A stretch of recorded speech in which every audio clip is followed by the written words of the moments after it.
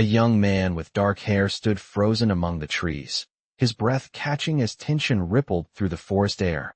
Soft light filtered through the trees as a resilient and caring woman gently caressed a young man with dark hair's hand, whispering her name, Lizzie.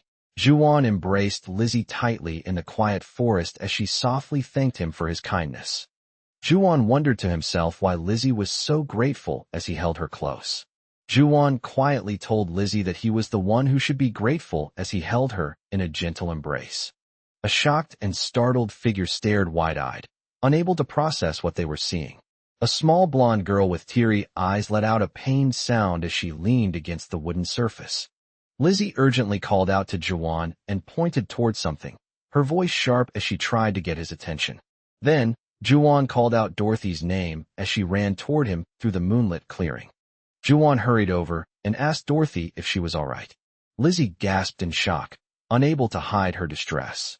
Dorothy trembled alone on the platform, her hands clutched tightly to her chest. A powerful and intimidating fighter slammed his fist into the defenseless man's face, as the narrator admitted that witnessing Juwon's strength up close was terrifying. Juwon kept seeing the bruised, haunted faces of his stepmother and Lizzie in his mind. Dorothy remembered how the thought of looking like her stepmother one day filled her with terror, and she tried desperately not to cry. Juwon decided he needed to apologize to Lizzie right away and admit he was wrong, fearing she might begin to ignore him like his stepmother once did.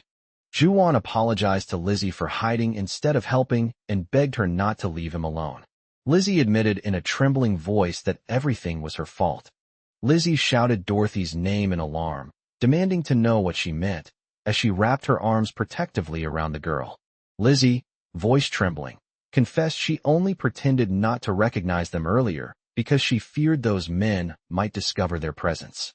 A comforting and supportive woman assured Dorothy she had no reason to feel guilty, insisting softly there was nothing for her to regret.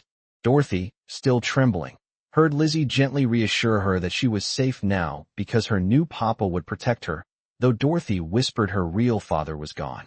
Someone asked if Dorothy really understood who Juwon was. Lizzie gently told the young girl that Juwon is both himself and her husband, and she was certain of it. Dorothy looked up, repeating the word, Papa, as she tried to understand that Juwon was now her father. Dorothy, a young girl seeking confirmation about family relationships, asked if the calm woman beside her was really her stepmother. She quietly confirmed it. Dorothy, shocked and wide-eyed, blurted out that if Juwon was her papa now, she refused to accept it. A hopeful and surprised woman with blonde hair called out to the mysterious, distant man standing with his back turned in the forest.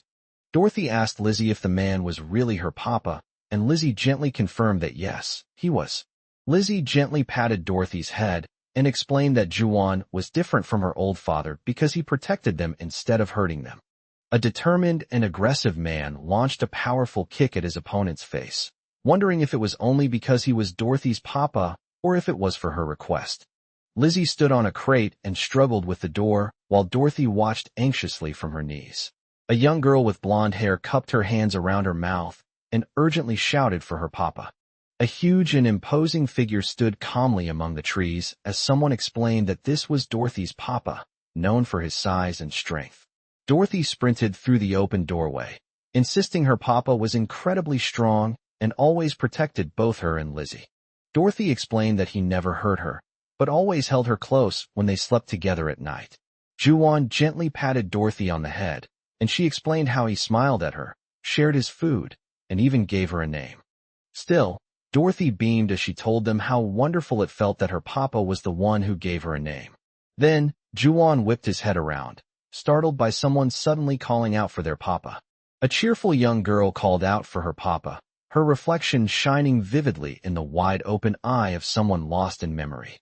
Moments later, an unidentified character extended their arm outward, making an inviting gesture towards someone just beyond the frame. Juwon knelt down and wrapped his arms around Lizzie as she ran up, shouting excitedly for her papa. Juwon held Dorothy close as she kept shouting words he didn't recognize, but somehow he felt their meaning deep in his chest. Juwon gently embraced the smiling young girl, holding her close as the calm of the forest wrapped around them both. Juwon held Lizzie close under the stars and wondered aloud about a strange smell he suddenly noticed.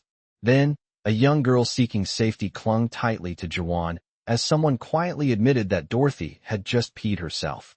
Still, Juwon realized Lizzie looked so radiant and innocent that he almost felt guilty for noticing she needed her clothes changed before she caught a cold. Moments later, Juwon held Lizzie in his arms as Dorothy rushed across the grass toward them. Juwon wrapped his arms around Lizzie and Dorothy, and both of them smiled with pure joy. Lizzie suddenly cried out to Juwon, asking what happened to the meat. Lizzie shouted excitedly about meat and dashed ahead, while Juwon and Dorothy stared after her in surprise. Dorothy rushed across the grass, calling her own name as she spotted 3 unconscious men sprawled in front of her. Still, Lizzie ran across the grass with determination, leaving the 2 unconscious figures behind her. A young blonde girl studies the 2 raw steaks in the bucket, her curiosity sharpening as she leans closer to inspect them. Lizzie strained against the weight as she pushed the large wooden barrel through the darkness outside. Suddenly, Lizzie drops the heavy bucket of raw meat, her eyes wide with shock. Juwon shouted Dorothy's name as he and Lizzie rushed to catch her, seeing her fall with the wooden shield still clutched in her hands.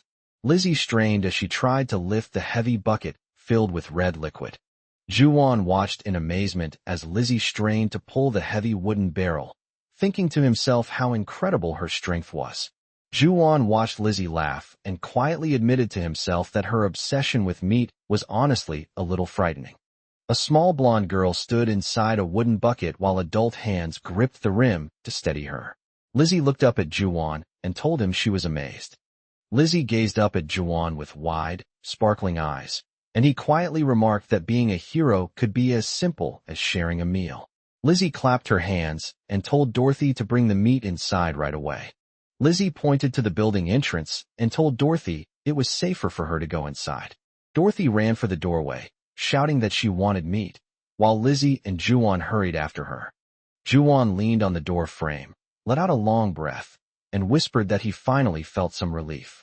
Juwon walked forward, passing by wounded and struggling people groaning softly on the grass.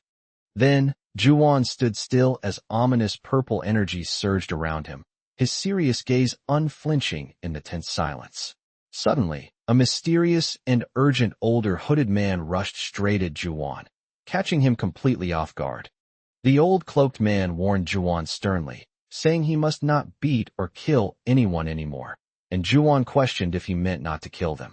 Juwon looked down, angry and tense, muttering that getting arrested or enslaved again would be a problem, and cursing those responsible.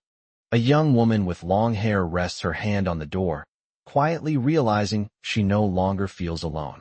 Juwon stood tall under the night sky, telling the 2 unconscious figures that he would remember their faces perfectly. A chilling voice warned that if their paths crossed again, something far worse than death would be waiting. Moments later, the hooded figure grabbed Juwon's chest as he stared ahead, his expression unwavering in the tense forest clearing. The hooded figure eyed the wooden box and quietly decided to take the essential items, thinking they were necessary for surviving alone in the mountains. Juwon watched warmly as Lizzie sat inside, holding a cheerful Dorothy close. Juwon smiled softly, steadying the wooden crate in his arms as a gentle warmth settled over the quiet room. Juwon knelt beside the sleeping wolf and carefully opened the wooden chest with his hammer, moving quietly in the calm, sunlit space. He gripped the hammer tightly and said he could never bear to lose a family again. Juwon's confident smile lingered, calm and certain in the gentle light. Juwon raised his hand toward Lizzie and Dorothy, inviting them to come closer as they reached out to him with joyful smiles. Juwon quietly promised himself he would protect Lizzie and Dorothy, no matter what dangers lay ahead.